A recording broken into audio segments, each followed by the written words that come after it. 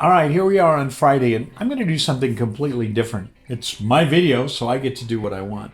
I want to read this, and this comes up in verse 17.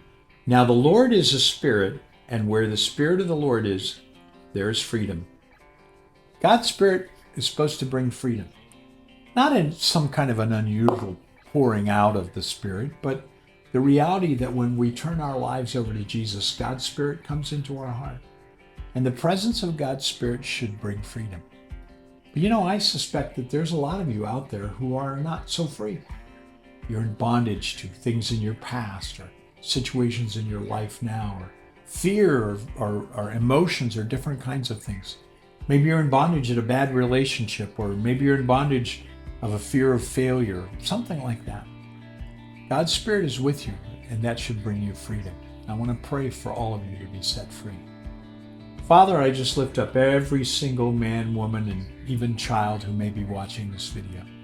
By your Spirit, bring freedom into them. Break whatever chains of bondage they may have in their life and set them free that they might be able to follow you.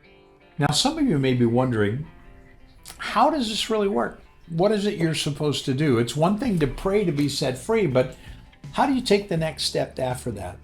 What I want you to do is understand this.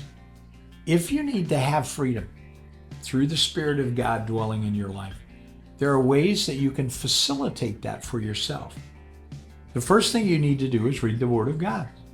God speaks to you through His Bible. The second thing you need to do is pray. Let me give you an example. If you're in bondage to a desire to steal things, you need to pray about your temptation. You need to ask the Lord, help me to stop wanting to steal things, and don't put me in a position where I can steal things, and help me to not be in a problem where I am looking for that kind of thrill or that kind of achievement. And then, after you've read the Word of God and after you've prayed, you need to bring yourself into a place where you can talk to other Christians. Now, I'm not suggesting you go and spill all your secrets and things like that to every Christian you know, but find elders, find leaders, find pastors or Christian trainers that you can go to and say, hey, I've got a real problem with this, and it's almost like a bondage in my life.